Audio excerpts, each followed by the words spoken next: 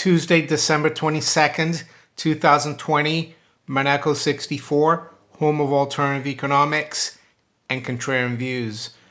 Today we're going to look at weights and measures and why paper money, or paper currency really to be more exact, or fiat currency, is not a yardstick of value. And a lot of people say it's impossible to have gold as money. Gold cannot come back to the monetary system. It's too bulky. But people don't understand that if we go back on a money system that's backed by gold, it doesn't mean necessarily that we're going to circulate gold coins around. It's the monetary system that's going to be controlled by the amount of gold that the monetary authorities have. Yes, I would prefer a free market system where people use whatever they want as money, and usually people revert to gold and silver.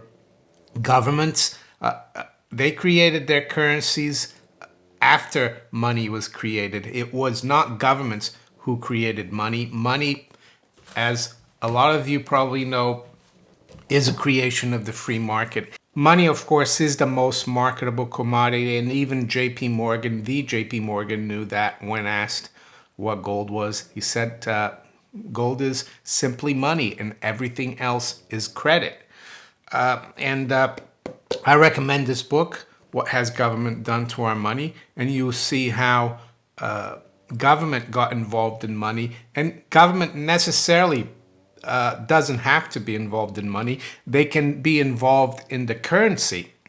But the problem with paper currencies, as we know, is that eventually they go to zero. And why is that? Well, I'm going to reference another book, The Triumph of Gold, by Dr. Franz Pick. Here it is, written in the late 80s. And in the introduction, Dr. Henry Jarecki mentions a Prussian economist from the 19th century, Georg Friedrich Knapp. And he says that the currency is a state creation, right? The fiat currency. And he says, given man's failings and thus the state's, the only road a currency can go is down. So there you go. There's a difference between money and currency. But if we are going to keep accepting the state's currency, which I think unfortunately is the road that we're going to keep going on, because the vast majority of people don't realize that they have the power. They could get the power back and use whatever money they want. Yes, the cryptocurrencies are a challenge to that, but it's still early days. So the other thing I wanted to talk about, because I said weights and measures, right? So why has gold been such a good measure of value, or yardstick of value?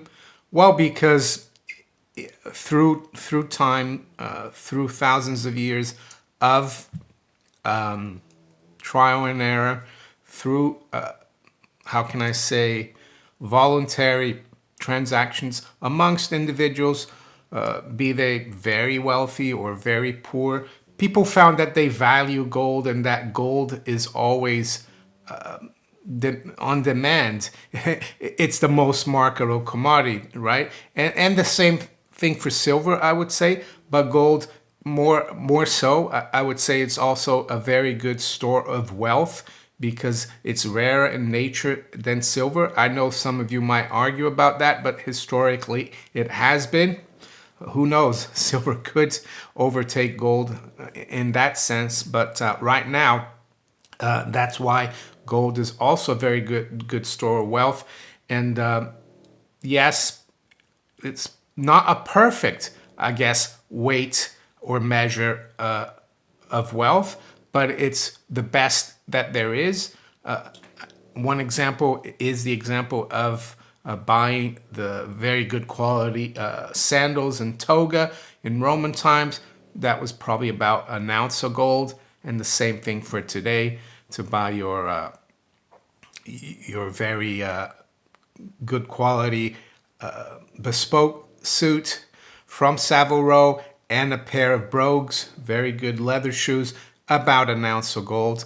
It might even be a little more today, because I personally think that the price of gold is being manipulated. But be as it may, throughout time, gold has been a measure of wealth, and that's why after crises, states or nations always go back to gold. Even France in the 1790s, and many of you probably have read this book, Fiat Money, Inflation in France, how it came, what it brought, and how it ended, about the assignats and the hyperinflation in the early 1790s in France. Well, yeah, we got Napoleon as a result, leading the French. But Napoleon knew that the only way France could stand on its feet again was having real money. And I've even got an example here of that. I've got a 40 franc gold piece here from the Kingdom of Italy, because many of you might not know, Napoleon was king of Italy. So here you go. We've got a 40 franc gold piece, Napoleon. He's emperor, but he's emperor of France, but king of Italy. And it's got an M mint mark on it. I guess it's Milan. I think he was king of most of northern Italy. And I've got an example 40 franc piece as well. But this is from the French Empire, and he was the emperor of France, of course. This is from 1811, 40 francs as well. So Napoleon, there you go. And why did the colonies, also the 13 colonies that eventually became the United States, choose gold and silver after the experience, of course, of the Continentals? Because they knew they had to get on a sound footing. Why did England go back to a gold standard after the Napoleonic Wars? Because they knew as well. So, as John Exter said back in the early 70s, after Nixon closed the gold window, we went on a non-system. We don't have a monetary system, to be honest. We have a fiat currency system.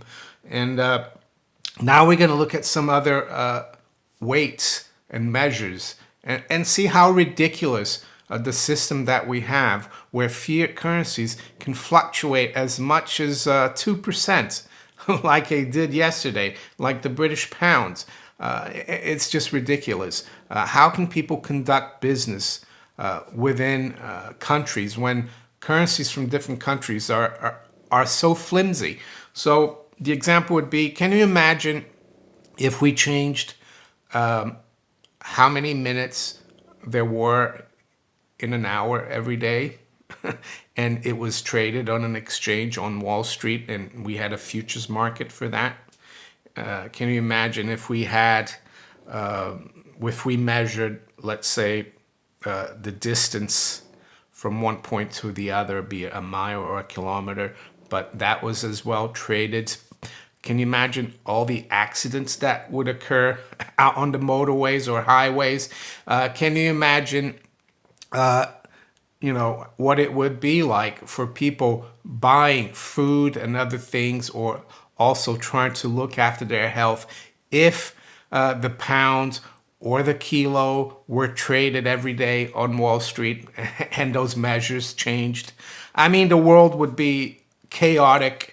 And that's why the financial and monetary worlds are chaotic, because we took the anchor off valuing money in 1971, unfortunately. And I'm not blaming just Richard Nixon. It was like a culmination of things, of course.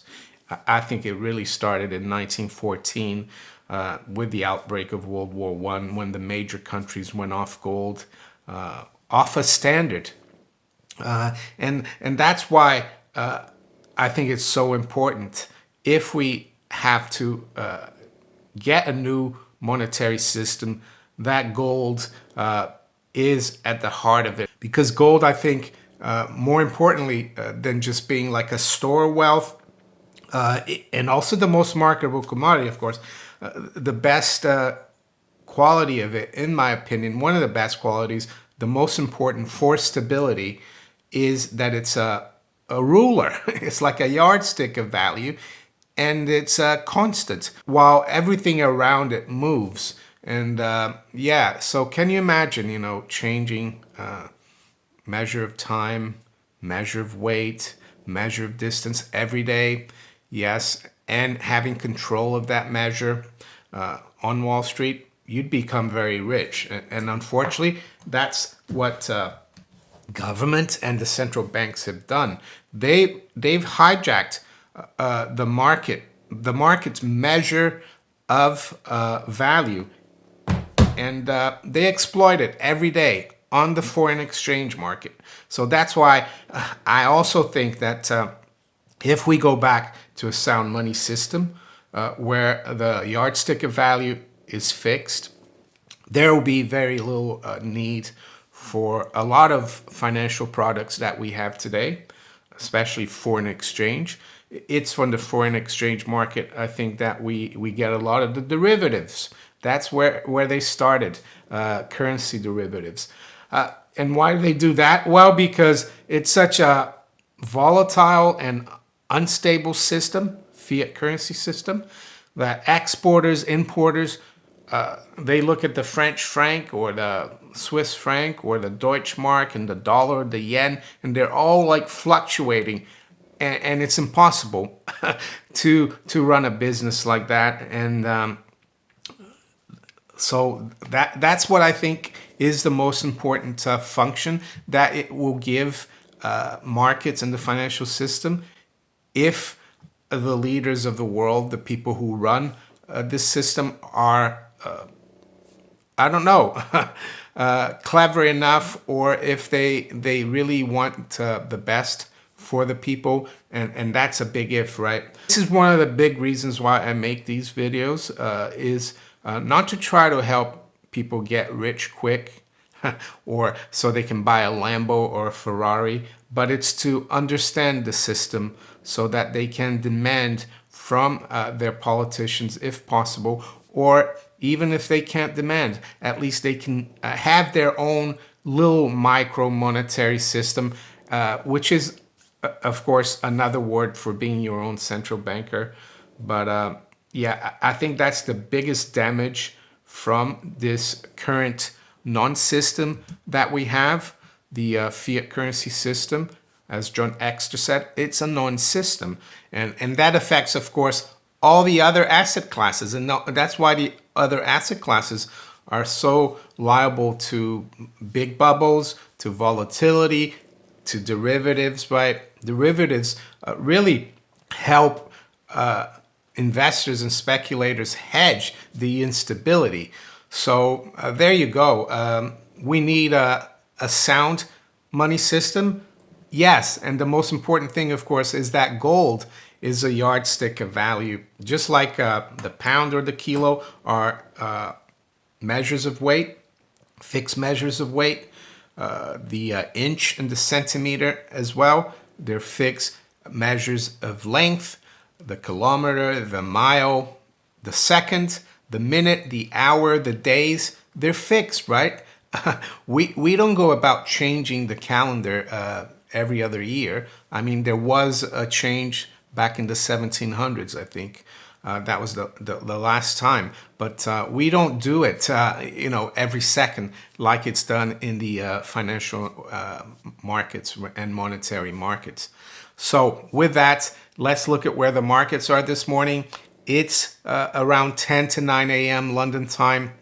Yes, very volatile yesterday. I said in my video, I made my video, silver was above 26. I think it was about 26.50. And then around 10 o'clock London time, or let's say 5 a.m. New York, everything started moving massively. We saw the stock market drop 600 points. We saw gold and silver be smashed down.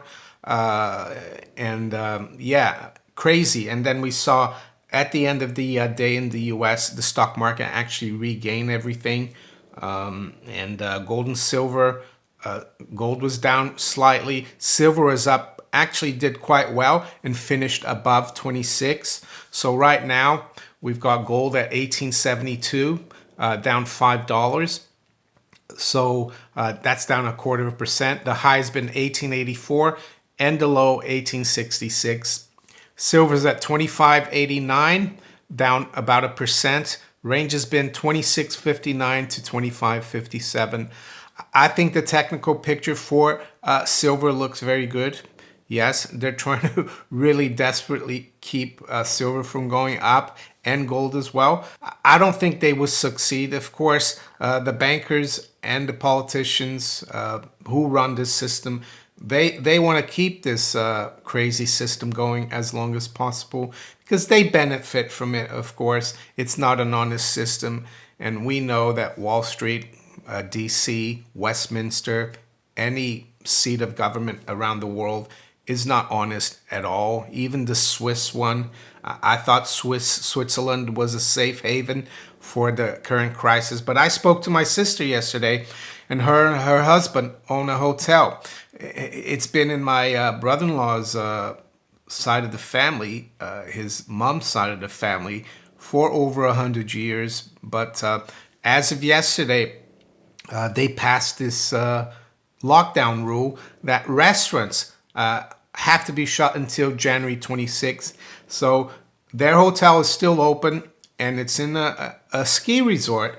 So there's still quite a bit of people, but they do a lot of business in the restaurant, not just from the guests, but from people outside. So now the guests can go to the restaurant and have breakfast, lunch, or dinner, but they can't have people from the outside, people that are not guests. They can't come to the restaurant. It's crazy. My sister was saying that when they reopened earlier this year, after March and April, they reopened in May. They've had one of the best summers ever in the hotel. And a lot of local Swiss people came to the hotel. A lot of times they have tourists or from abroad. But she said it was like really good. But now she's not too sure with these new draconian rules. So yeah, politicians, governments are and bankers on Wall Street. Not all of them, of course, but the system is just like not fit for purpose. What about the stock market? Well, the Dow is unchanged right now. The Dow future, I'm sure it's going to be everywhere, all over the place. After I finish this video, it's at 30,200. S&P future is up 2 points. NASDAQ 100 future is up 0.25%. What about the currencies? British pound is still fairly weak. It did rebound yesterday from the lows. I think it was down 300 pips at one point, and then it rebounded to less than down 100 pips. I think the big figure or the handle got down to 132. Right now we're at 134.37, down 0.2%. The euro also got caught in the dollar strength or dollar bounce back, so to speak. It's at 122.15 right now, down 0.25%. The dollar is unchanged versus the yen at 103.39. Dollar is up slightly versus the yuan at 6.54. Copper continuing to go down here a little bit. It's down 1% at 3.54. And WTI crude is at 47.32, down 1.3%. To finish off, as usual, the 10-year yield, it's at 0.925. It's up 1.5 basis point. So it's pretty steady right now. I'm sure the powers that be, the Federal Reserve, the Treasury, are working very hard to keep that 10-year yield below 1%. And they want to create an environment of negative real yields in order to make the debt that they're incurring, Uncle Sam's debt, that's going through the roof. They want to make it more manageable, and they do it through basically confiscating investors' wealth, because that's what a negative real yield does to fixed income investments. So there you go. If you enjoyed this video, make sure you hit the like button. Please share it far and wide. Think about subscribing to my channel if you haven't yet. And you can also follow me on Twitter, Parler, and all these other platforms below here. I wish you all a great day. Take care. Bye.